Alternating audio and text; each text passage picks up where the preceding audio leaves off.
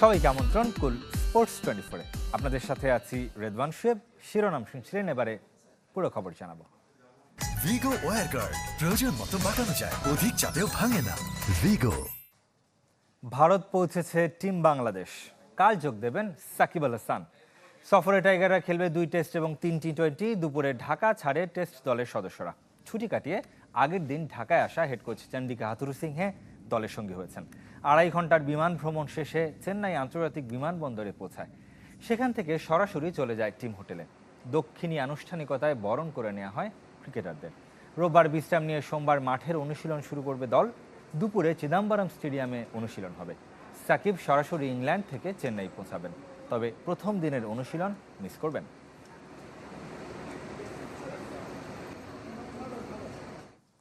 এদিকে ঢাকা ছাড়ার আগে বিমানবন্দরে অধিনায়ক নাজমুল হোসেন শান্ত জানিয়েছেন, ভারতের বিপক্ষে 2 টেস্টেই জিততে চান, খেলতে চান দল হয়ে। সাকিবের ফর্ম নিয়ে চিন্তিত না হলেও নিজেকে নিয়ে কিছুটা ভাবনায় আছেন তিনি। বৃষ্টি স্নাত সকাল, চোখে ঘুম নিয়ে বিমানবন্দরের ক্রিকেটাররা। তরুণরা এসেছেন এক বহরে, সিনিয়ররা যে যার মতো এসে একত্রিত হয়েছেন দলের সঙ্গে। ভারত সফরেও দলগত নৈপুণ্য চায় টিম বাংলাদেশ। চেন্নাইয়ের বিমান ধরার আগে অধিনায়ক বলেছেন, লক্ষ্যটা পাকিস্তান সিরিজের মতোই, টেস্ট সিরিজে রোহিত কোহলিদের বাংলা ওয়াশ।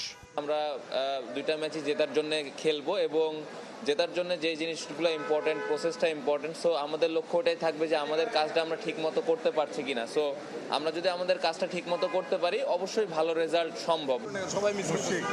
কিন্তু পাকিস্তানের সাথে ভারতকে তুলনা করতে চান না নাজমুল শান্ত। কন্ডিশনের উপর নির্ভর করছে কতটা চ্যালেঞ্জিং হবে সিরিজ।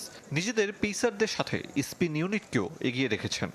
যে স্পিন এবং পেস ভালো একটা অবস্থানে আছি, বাট স্টিল এখানে যদি ওই দলের সাথে কম্পেয়ার করেন, এক্সপেরিয়েন্সের দিক থেকে আমাদের পেস বোলাররা তুলনামূলকভাবে একটু পেছনের দিকে আছে। স্কিল ওয়াইজ হ্যাঁ হয়তো আমরা কাছাকাছি আছি, বাট এক্সপেরিয়েন্সের দিক দিয়ে ওই দলটা একটু এগিয়েই রাখবো। কাউন্টি ক্রিকেট খেলা সাকিবের প্রস্তুতি নিয়ে চিন্তিত নয় টিম ম্যানেজমেন্ট, তবে নিজের ফর্ম নিয়ে ভাবনায় অধিনায়ক। আমার ইচ্ছা যে আমি অ্যাজ এ ব্যাটার হিসেবে দলকে যেন কন্ট্রিবিউট করতে পারি এবং ওটার জন্য যেরকম প্রিপারেশন নেওয়ার দরকার ছিল আলহামদুলিল্লাহ আমি নিতে পেরেছি। হাথুরুসিংহের বিদায়ী সিরিজ কিনা কে জানে, তবে এমন অনিশ্চয়তা সঙ্গী করে চেন্নাইয়ে কৌশল সাজাবে বাংলাদেশ। বৃহস্পতিবার চেন্নাইয়ে প্রথম টেস্ট। আরিফুল ইসলাম, চ্যানেল 24, ঢাকা। নারী দলের সিরিজের খবর জানাবো। তৃতীয় টি-20তে শ্রীলঙ্কাকে 10 রানে হারিয়ে 2 ম্যাচ আগেই সিরিজ নিশ্চিত করেছে বাংলাদেশ। কলম্বোয় টস জিতে ব্যাট করতে নেমে 20 ওভারে 9 উইকেট হারিয়ে 97 রান তোলে জাতীয় নারী দলের মোড়কে এ দল। সর্বোচ্চ 26 রান করেন সাথী রানী, 4 উইকেট নেন মাইশা সাহিনী। জবাব দিতে নেমে মারুফা নাহিদাদের নিয়ন্ত্রিত বোলিংয়ে 8 উইকেট হারিয়ে 87 রানের বেশি করতে পারেনি স্বাগতিকরা।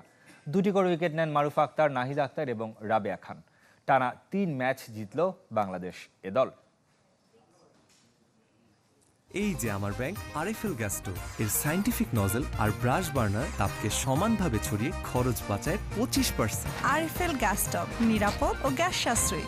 কাজী সালাউদ্দিনের বিদায় ঘোষণার 24 ঘন্টার মধ্যে ফুটবল ফেডারেশন নির্বাচনে সভাপতি প্রার্থী হবার ঘোষণা দিলেন তরফদার রুহুল আমিন। ফুটবল থেকে নিজেকে পুরোপুরি গুটিয়ে নেয়ার 3 বছর পর এখন পদের আশায় আবারও ফিরছেন।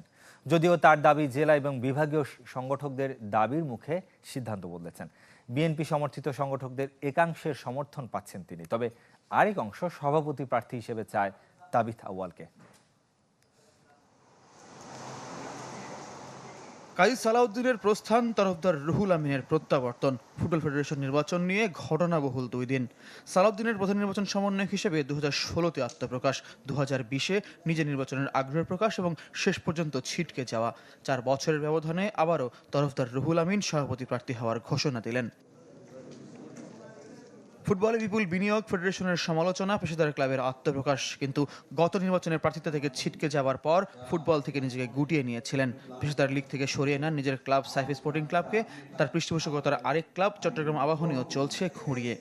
যদি আমরা আসতে পারি তাহলে আমরা কিন্তু বাংলাদেশ সুপার লিগে আবার আমরা হাত দিব আপনাদের সকলের সহযোগিতায়, যেখানে ফুটবলে বাংলাদেশের ফুটবলের যে উন্মাদনা, সেই উন্মাদনাকে ফিরিয়ে আনার জন্য আপনাদেরকে সকলকে একজোটে কাজ করতে চাই।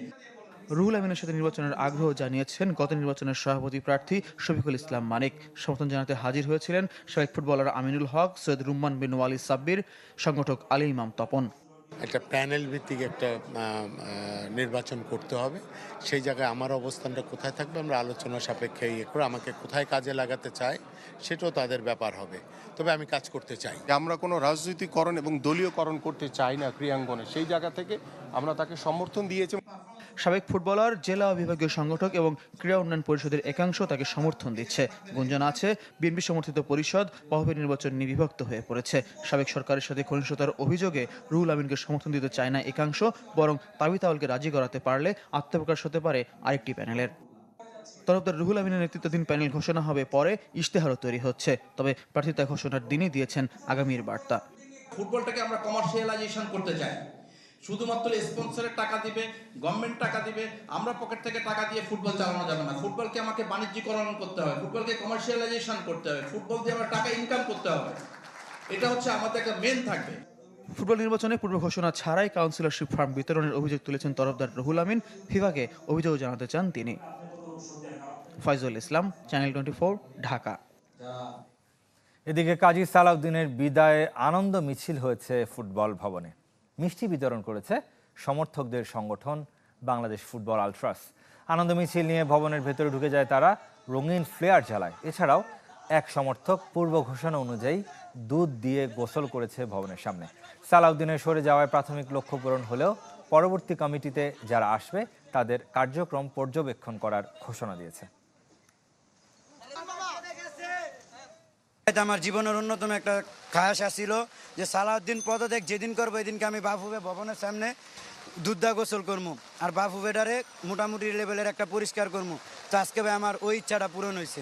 কোনোভাবে এই নির্বাচনটাকে প্রভাবিত করার চেষ্টা হতেছে কিনা বা নির্বাচনটা কোনো প্রকার সেট আপ করা নির্বাচন কিংবা কাজী সালাউদ্দিনের হঠাৎ করে সরে যাওয়াটা কোনো আয়োস কিনা, যদি আমরা এরকম কিছু ক্লু পাই বা এরকম কিছু দেখি তাহলে আমরা কঠোর অবস্থানে যাব। ইউরো থেকে নিষিদ্ধ হতে পারে ইংল্যান্ড, সরকারি হস্তক্ষেপের কারণে হুঁশিয়ারি দিয়েছে উয়েফা। ইংল্যান্ডের শীর্ষ 5 লিগের ক্লাবগুলোর দীর্ঘমেয়াদী বিনিয়োগের সামর্থ্য, মালিকপক্ষের আর্থিক অবস্থা, পরিচালকদের দক্ষতা সহ বিভিন্ন দিক যাচাইয়ের জন্য সরকার থেকে একজন পর্যবেক্ষক নিয়োগ দেওয়ার সিদ্ধান্ত হয়। তবে এই সিদ্ধান্তকে স্বাধীন এর উপর সরকারি হস্তক্ষেপ মনে করছে উয়েফা। আর তা শিগগিরই বন্ধ না করলে ইউরো টুর্নামেন্ট থেকে বাদ পড়তে পারে ইংল্যান্ড। 2028 ইউরোর সহ আয়োজক দেশটি, তবে নিষেধাজ্ঞায় পড়লে ম্যাচগুলো সরিয়ে নিতে পারে উয়েফা।